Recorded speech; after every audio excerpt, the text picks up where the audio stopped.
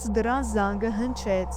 Դիմակավոր անծանոթը կանգնած էր շեմին, ձեռքին մի տուփ, որի մեջ մի ժամանակ iPhone էր պահվել։ Նա առաքիչի տեսք ուներ։ Դա 30-ամյա Դանիել Սոլսին էր, բայց նա ոչինչ չէր պլանավորում առաքել։ Դրան զանգի տեսախցիկը աշխատում էր եւ ձայնագրում էր ամեն ինչ։ Հենց որ տղամարդը բացեց դուռը, իրավիճակը անմիջապես դուրս եկավ վերահսկողությունից։ Դանիելը կոպտորեն նրան հետ հրեց տուն, հանեց դանակ եւ հրամայեց պառկել հատակին։ Վայրկյաններ անց տան ներսից լսվում են ճիչեր։ Տղամարդուն մի քանի անգամ դանակահարել էին։ Նրան տեղափոխեցին հիվանդանոց եւ նա փրկվեց։ Սակայն Դանիելը հայտնաբերվեց եւ կալանավորվեց։ Դատարանը նրան մեղավոր ճանաչեց սպանության փորձի եւ զինված հարձակման մեջ։ Դատավճիռը ցմահ բանտարկություն է։ Սեպտեմբերի 5-ին երեկոյան, մինչ Թոմաս դե Ռիկոն հեռու էր իր տնից գործուղման պատճառով, նրա կինը եւ երկու երեխաները, 17-ամյա որդին Դանիելը եւ 12-ամյա դուստր Սարան մնացին տանը։ Ժամը 23:00-ի սահմաններում Թոմասի հեռախոսը զանգեց։ Դրան զանգի տեսախցիկից ծանուցում եկավ։ Նա բացեց հավելվածը եւ կանգ առավ։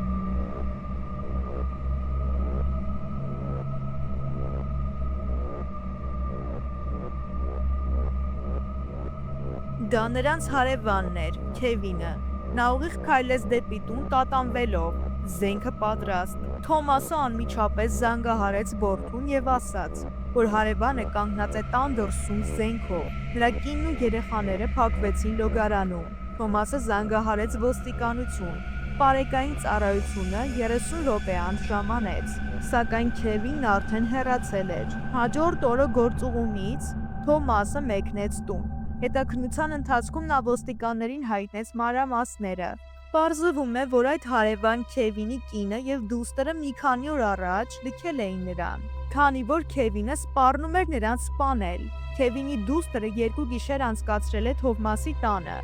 հորից վախենալու պատճառով։ Ինչպես Դանիելը վստահաբար պատմեց քննիչին, Քևինը եկել էր նրան սպանելու։ Սեպտեմբերի 6-ին Քևինին մեղադրանք առաջադրվեց մահացու զենքով հարձակման համար։ Թոմասը նշեց, որ իր ընտանիքը երբեք որևէ կոնֆլիկտ չի ունեցել հարևանի հետ։ Դրան զանգի տեսախցիկը ֆիքսել է անսպասելի մի բան։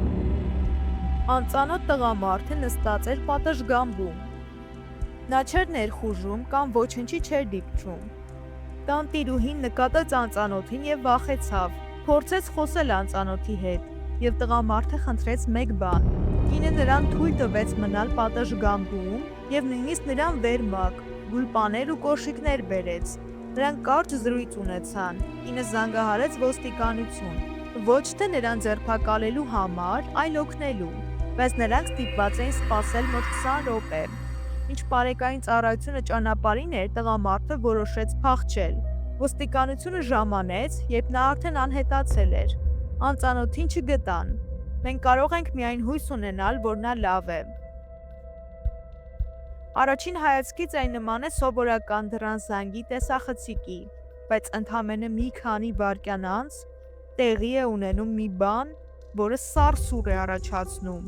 Տանտիրոջ ինքնությունը եւ ճշգրիտ հասցեն անհայտ են, բայց տեսանյութն ինքնին անվտանգության հետ կապված մտահոգություններ է առաջացնում։ Հանկարծ կադրում հայտնվում է մի տղամարդ։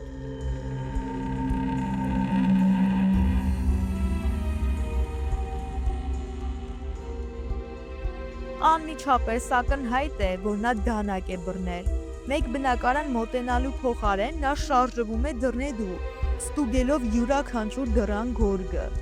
Շատ մեկնաբաններ կարծում են, որ նա փնտրում էր գորգերի տակ թաքնված պահեստային բանալիներ,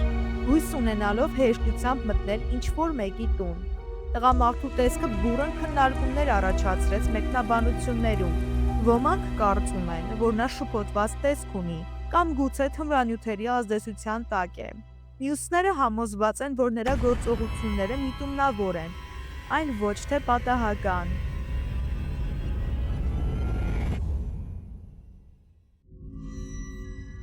Ժամը 22:00-ի սահմաններում դրան զանգի տեսախցիկը ֆիքսում է մի փոքրիկ աղջկա, որը մոտենում է դռանը։ Նա ձեռքին լապտեր է պահում և թվում է չափազանց վախեցած։ Աղջիկը շարունակում է հետ նայել, կարծես ստուգելով, թե արդյոք իրեն ինչ-որ մեկը հետևում է։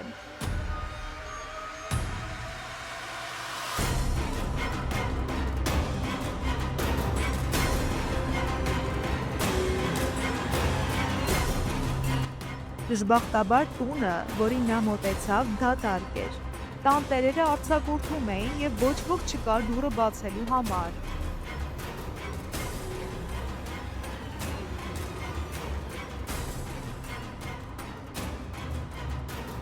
Ըստ երևույթին սա միայն ուժեղացրեց նրա խուճապը, և նա շարունակեց օգնություն խնդրել։ Երբ տանտերերը հետագայում դիտեցին տեսանյութը, արդեն ուշ էր։ Աղջիկը անհետացել էր և նրա ոչ մի հետք չկար տարածքում։ Նրանք չգիտեին, թե ով էր այդ աղջիկը և ինչու էր այդքան սարսափած եկել իրենց դռան մոտ։ Տանտերերը կապ են հաստատել ոստիկանության հետ և տեսանյութը տեղադրել են առցանց, հույս ունենալով, որ ինչ-որ մեկը կճանաչի նրան։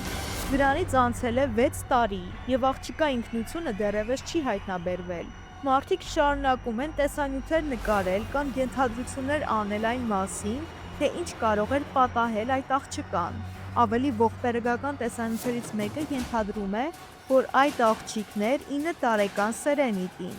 Նա դժվարանում էր վստահել և մտերիմ հարաբերություններ հաստատել մարդկանց հետ, ինչպես նաև տրամադրության կտրուկ փոփոխություններ ուներ, որոնք դժվարանում էր վերահսկել։ Սա նրա մոտ լուրջ հոգեկան խնդիրներ առաջացրեց և նա բազմիցս փորձել է փախչել։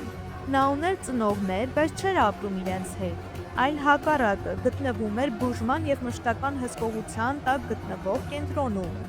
2019 թվականի փետրվարի 3-ին անձնակազմը կորցրեց վերահսկողությունը և աղջիկը փախավ։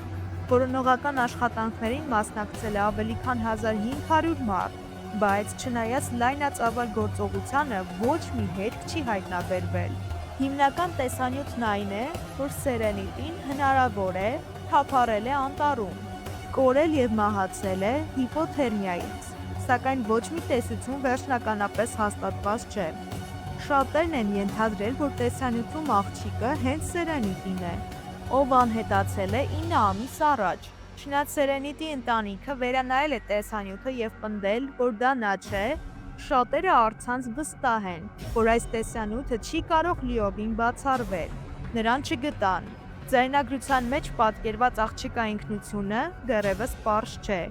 և այս դեպքը մնում է չբացահայտված առեղծված։ Դե ինչ, այսօրվա համար այսքանը։ Կհանդիպենք